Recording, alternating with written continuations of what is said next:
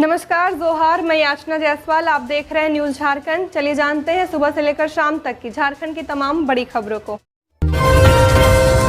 लोकसभा चुनाव खत्म होने तक रांची में धारा 144 लागू, इन कामों पर लगी पाबंदी। लोकसभा चुनाव की घोषणा के साथ ही रांची संसदीय क्षेत्र के शहरी इलाके में तत्काल प्रभाव से निषेधाज्ञा लागू कर दी गई है। निषेधाज्ञा चुनाव संपन्न होने या 60 दिन जो भी पहले होगा उस समय तक प्रभावी रहेगा। इस संबंध में जारी आदेश में कहा गया है कि चुनाव की घोषणा के साथ ही आचार संहिता लागू हो गई है। इस दौरान विभिन्न राजनीतिक दलों और उम्मीदवारों की ओर से जनसभा जुलूस का आयोजन किया जाएगा। राजनीतिक प्रतिस्पर्धा के कारण सशस्त्र एवं शक्ति प्रदर्शन कर मतदाताओं को धमकाया जा सकता है। इससे शांति भंग होने की आशंका बनी रहती है। मतदाताओं को डराने, धमकाने, जातीय, सांप्रदायिक और धार्मिक विद्वेष फैलाने की भी आशंका रहती है। इसलिए निष्पक्ष चुनाव संपन्न कराने के लिए निषेधाज्ञा लागू की गई है। निषेधाज्ञा के दौरान सभा, जुलूस, धरना प्रदर्शन बिना सक्षम पदाधिकारी की अनुमति से नहीं किया जा सकता। जुलूस में हथियार लेकर चलने पर रोक रहेगी। किसी भी अपराध करने वाले तथा शांति भंग करने के उद्देश्य से 5 या उससे अधिक व्यक्ति किसी भी स्थान पर जमा नहीं होंगे।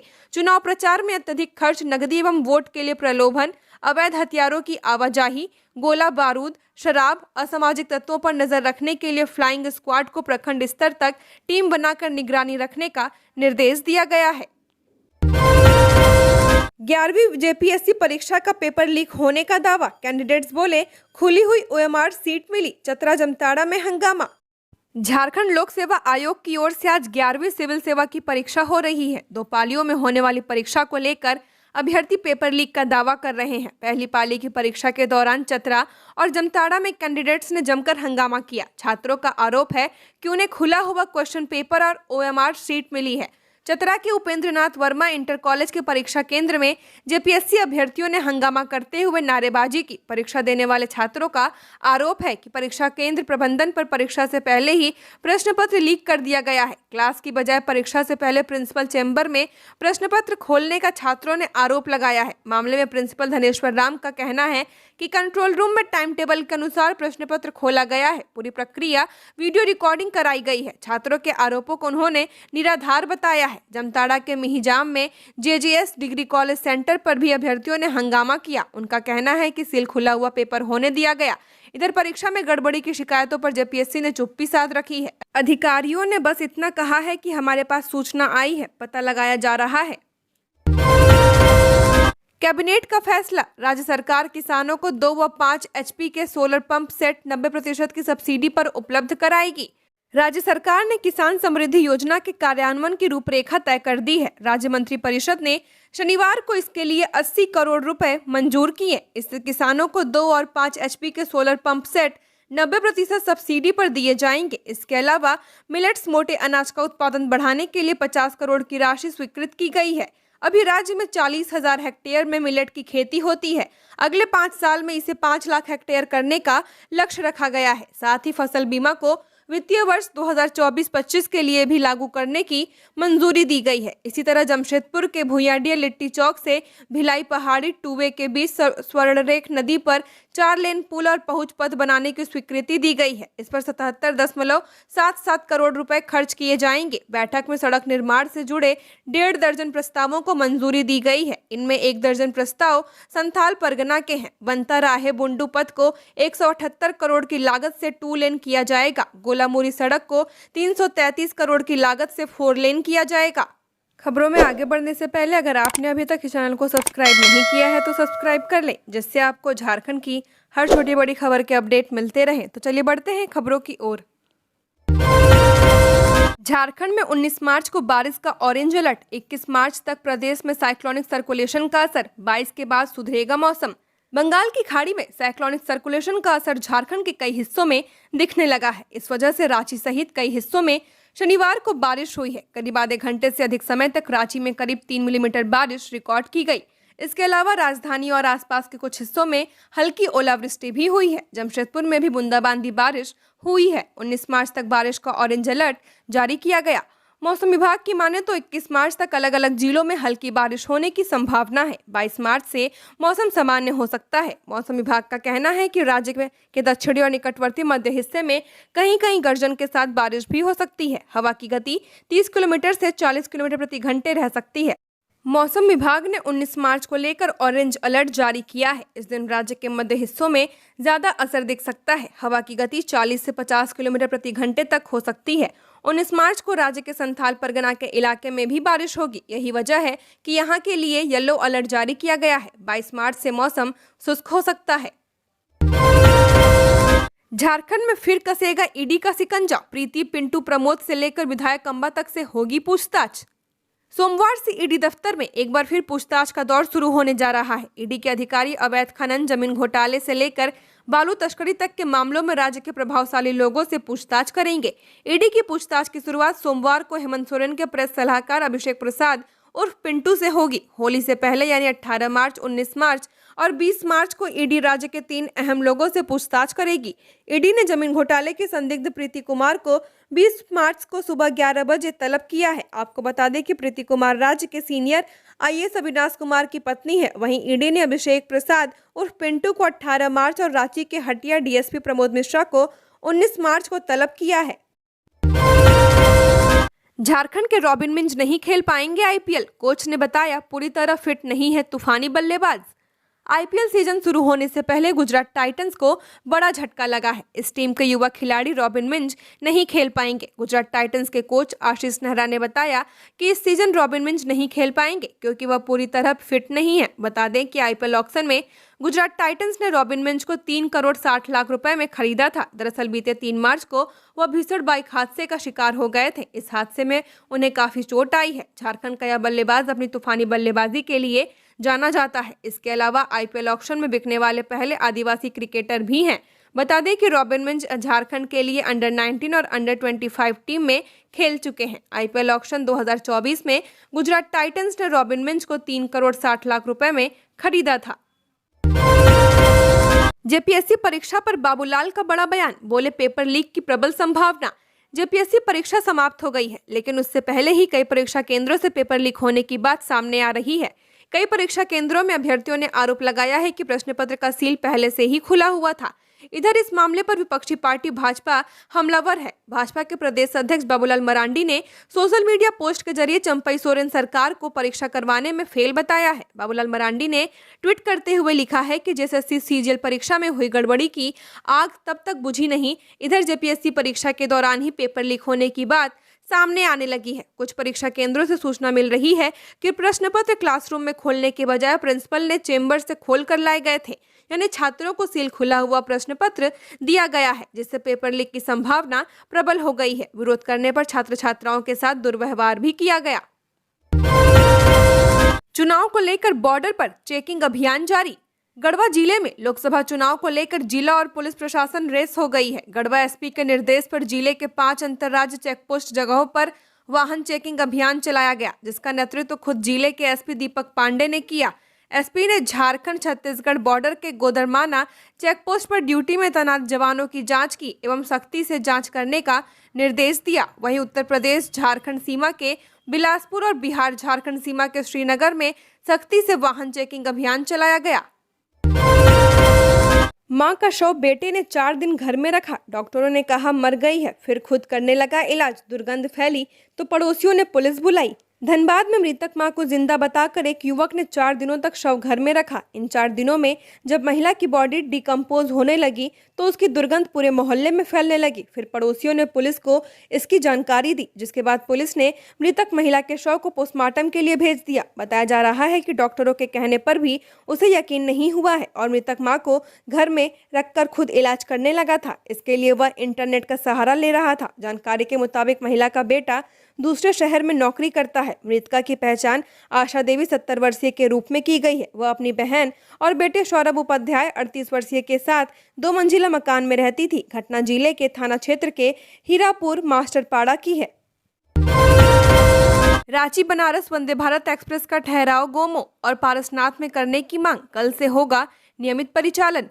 रांची से बनारस के बीच वंदे भारत एक्सप्रेस का सामान्य परिचालन 18 मार्च से शुरू किया जाएगा। ट्रेन को पिछले सप्ताह पीएम नरेंद्र मोदी ने हरी झंडी दिखाकर रवाना किया था। ट्रेन का ठहराव और समय निर्धारित कर दिया गया है।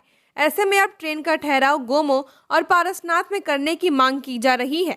इस संबंध में गिरिडीह सांसद चंद्र प्रकाश चौधरी ने रेल मंत्री अश्विनी वैष्णव को पत्र भेजकर ठहराव की अनुशंसा की है।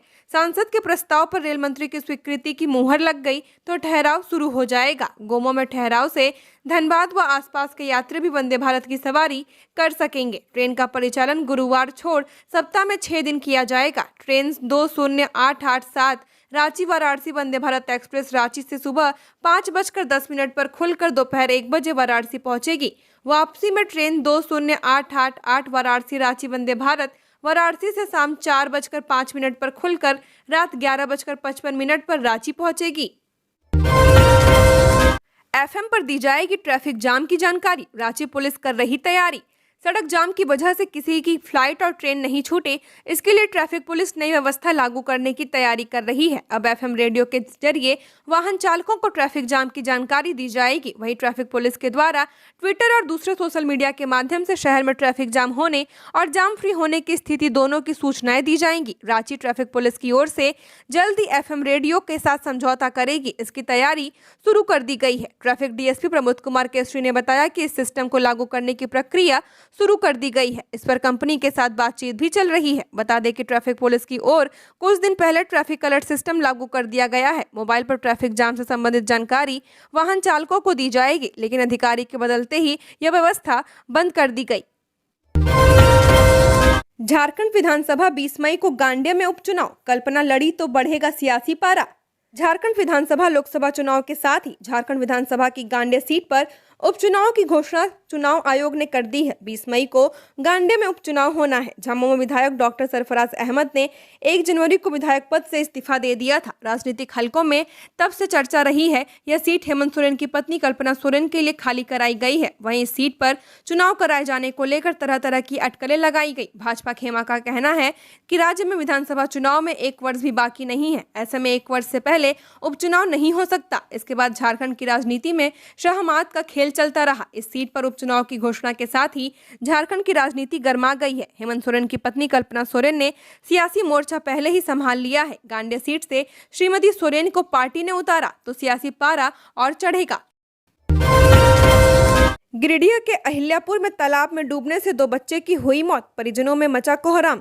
गिरिडीह के अहिल्यापुर थाना क्षेत्र के माताडीह गांव में हृदय विदारक घटना घटी है। 2 चचेरे भाई 10 वर्षीय मुकेश पंडित और 5 वर्षीय पीयूष पंडित की तालाब में नहाने के दौरान डूबने से मौत हो गई। घटना के बाद परिजनों का रो रो कर बुरा हाल है। जानकारी के अनुसार शनिवार देर शाम 7 बजे घर से दोनों बच्चे घर के बगल में स्थित कदमा आहर में नहाने गए हुए थे। दोनों बच्चे माताडीह गांव के टिंकू पंडित का लगभग 10 वर्षीय पुत्र मुकेश पंडित और उमा पंडित का लगभग 5 वर्षीय पुत्र पीयूष पंडित था और दोनों चचेरे भाई थे। वे दोनों घर के समीप स्थित कदमा तालाब में नहाने गए हुए थे, जहां उन दोनों की नहाने के दौरान डूबने से मौत हो गई। इधर मृतक के पिता टिंकू पंडित ने बताया कि घर के बगल में स्थित सैलून में बाल कटवाने गया हुआ था और बाल कटवाने के बाद दोनों बच्चे घर के बगल में स्थित कदमा आहर में नहाने चले गए और उनकी डूबने से मौत हो गई। जेटेट नियमावली से लेकर किसान समृद्धि योजना का प्लान, चुनाव से पहले चंपई कैबिनेट के ऐलान।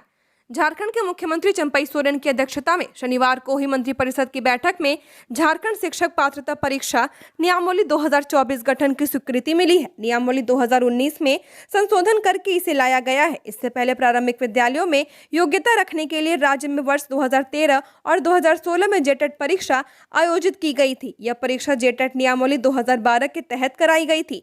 पूर्व की नियमावली में कई त्रुटियां थी। इस संदर्भ में उच्चतम एवं उच्च न्यायालय ने कई अहम निर्देश दिए थे, जिसके तहत राज्य सरकार ने नई नियमावली गठन का निर्णय लिया है।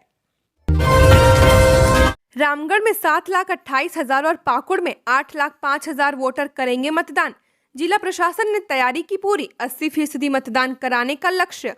भारत निर्वाचन आयोग ने लोकसभा आम चुनाव 2024 की अधिसूचना जारी कर दी है। इसे लेकर सभी जिलों में प्रशासनिक तैयारी पूरी कर ली गई है। रामगढ़ में लोकसभा चुनाव के 5वें चरण में 20 मई को मतदान होगा। लोकसभा चुनाव निष्पक्ष और पारदर्शी तरीके से कराने के लिए जिला प्रशासन ने तैयारी पूरी कर ली है। इसकी पूरी जानकारी उपायुक्त चंदन कुमार ने दी। उपायुक्त ने कहा कि भारत निर्वाचन आयोग द्वारा लोकसभा आम चुनाव 2024 की अधिसूचना जारी होने के साथ ही आदर्श आचार संहिता प्रभावी हो गई है। लोकसभा आम चुनाव के तहत हजारीबाग लोकसभा क्षेत्र के अंतर्गत रामगढ़ जिले के बड़कागांव, रामगढ़ एवं मांडू विधानसभा क्षेत्र में कुल 455 भवनों में 852 मतदान केंद्र बनाए गए हैं। पाकुड़ में भी जिला प्रशासन की ओर से पूरी तैयारी कर ली गई है। राजमहल संसदीय सीट पर आखिरी चरण का मतदान 1 जून को होगा। इसे लेकर पाकुड़ जिला प्रशासन निष्पक्ष और शांतिपूर्ण चुनाव कराने और आदर्श आचार संहिता का अनुपालन सुनिश्चित कराने की तैयारी में है। हजारीबाग में जेवर दुकान में फायरिंग, नकली गहने लेकर भागे अपराधी। हजारीबाग जिले के सदर थाना क्षेत्र के कालीबाड़ी रोड स्थित गीतांजलि ज्वेलर्स में लूट की घटना हुई है। 3 अज्ञात अपराधियों ने फायरिंग कर दुकान में रखे आभूषण लूट लिए। सभी अपराधियों ने अपने चेहरे छुपा रखे थे। दुकान में मौजूद दुकानदार और स्टाफ को डराने के लिए 2 राउंड फायरिंग भी की गई। वहीं बताया जा रहा है कि अपराधी जो आभूषण लूट कर ले गए हैं वह सभी नकली हैं। आभूषणों की दुकानें आमतौर पर आर्टिफिशियल आभूषणों से सजी होती हैं। अपराधी यही आभूषण साथ ले गए हैं। घटना शनिवार की रात दुकान बंद करने से ठीक पहले करीब 9:04 की बताई जा रही है। तीनों अपराधी हथियार से लैस थे। कुछ ही देर में उन्होंने वारदात को अंजाम दिया और भाग निकले। पूरी घटना सीसीटीवी कैमरे में कैद हो गई है। हजारीबाग एसपी अरविंद कुमार सिंह, सीडीपीओ और कई वरिष्ठ पुलिस अधिकारियों के साथ घटना स्थल पर पहुंचकर मामले की जांच में जुटे हुए हैं। चुनाव की घोषणा के बाद झारखंड के लिए बीजेपी ने बदला प्लान। अब अलग रणनीति से मैदान में उतरने की तैयारी। लोकसभा चुनावों की घोषणा के साथ ही देश में आदर्श आचार संहिता लागू हो गई है। इसके बाद राजनीतिक दलों के प्रचार के तौर तरीकों में भी बदलाव आ गया है। भारतीय जनता पार्टी ने चुनाव की घोषणा से पहले ही एक चरण का प्रचार अभियान चला लिया है। प्रधानमंत्री नरेंद्र मोदी समेत दूसरे बड़े नेता झारखंड में पार्टी के लिए प्रचार अभियान चलाकर जा चुके हैं। अब तक भाजपा का फोकस 3 लोकसभा के एक क्लस्टर में चुनाव प्रचार का था, लेकिन अब तिथियों के ऐलान के साथ ही प्रचार अभियान को क्षेत्र विशेष में केंद्रित करने पर पार्टी ने तैयारी कर ली है। आदित्यपुर आरसीबी प्लांट 1 में घुसा तेंदुआ, मचा हड़कंप, वन विभाग रेस्क्यू में जुटा। आदित्यपुर औद्योगिक क्षेत्र में तेंदुआ घूमता पाया गया है। इससे लोगों में हड़कंप मच गया। आरएसबी ट्रांसमिशन प्राइवेट लिमिटेड के प्लॉट नंबर 1 में तेंदुआ घूमता नजर आया। रविवार सुबह प्लांट के एक कर्मचारी ने तेंदुआ को देखा, जिसके बाद उसने बाकी लोगों को इसकी जानकारी दी। मिली जानकारी के मुताबिक रविवार को प्लांट बंद रहने के कारण प्लांट में बहुत कम संख्या में कर्मचारी और मजदूर मौजूद थे। इसी बीच सुबह 9:29 पर प्लांट में तेंदुआ घूमता नजर आया, जिसके बाद एक कर्मचारी की नजर उस पर पड़ी, जिसके बाद मौके पर मौजूद सभी लोग वहां से भाग गए। बाद में इसकी जानकारी कंपनी के वरिष्ठ अधिकारियों को दी गई। मौके पर पहुंचे अधिकारियों ने सीसीटीवी फुटेज की जांच की, जिसमें पता चला कि तेंदुआ कंपनी के अंदर है। इसकी सूचना तत्काल वन विभाग को दी गई, जिसके बाद वन विभाग की टीम मौके पर पहुंची और तेंदुआ को रेस्क्यू कराने में जुट गई। लोकसभा निर्वाचन 2024 लोहरदगा जिले में 13 मई को मतदान, आदर्श आचार संहिता लागू। लोकसभा निर्वाचन 2024 की महत्वपूर्ण तिथियां घोषित कर दी गई हैं। इसे लेकर शनिवार को जिला निर्वाचन पदाधिकारी सह उपायुक्त डॉक्टर वाघमारे प्रसाद कृष्ण ने समाहरणालय सभाकक्ष में प्रेस कॉन्फ्रेंस आयोजित की। मौके पर उपायुक्त ने कहा कि लोकसभा निर्वाचन 2024 की तिथियां घोषित होते ही आदर्श आचार संहिता संपूर्ण क्षेत्र में लागू हो गई है। आदर्श आचार संहिता के अनुपालन के लिए 5 फ्लाइंग स्क्वाड और इतने ही स्टैटिक सर्विलांस टीम है। 65 सेक्टर पदाधिकारी और 65 सेक्टर पुलिस पदाधिकारी है। निर्वाचन के लिए प्रतिनियुक्त मतदान संबंधित पदाधिकारियों कर्मियों को पहले चरण का प्रशिक्षण दिया जा रहा है। मतदान केंद्रों पर न्यूनतम आधारभूत सुविधा उपलब्ध कराई गई है। जहां भी कर्मियों की शिकायत आ रही है उनका निष्पादन किया जा रहा है। घोषित तिथियों के अनुसार 18 अप्रैल 2024 को निर्वाचन की अधिसूचना जारी होगी, जिसमें अभ्यर्थियों द्वारा नामांकन 25 अप्रैल तक भरे जाएंगे। 26 अप्रैल को भरे गए नामांकन पत्रों की स्क्रूटनी की जाएगी। 29 अप्रैल तक नामांकन वापस लेने का समय होगा। 13 मई 2024 को सभी 428 मतदान केंद्रों पर मतदान होगा। झारखंड की और खबरों के लिए बने रहिए हमारे साथ। हमारे चैनल न्यूज़ झारखंड पर चैनल को सब्सक्राइब करें, साथ बेल आइकन को प्रेस करें। नमस्कार।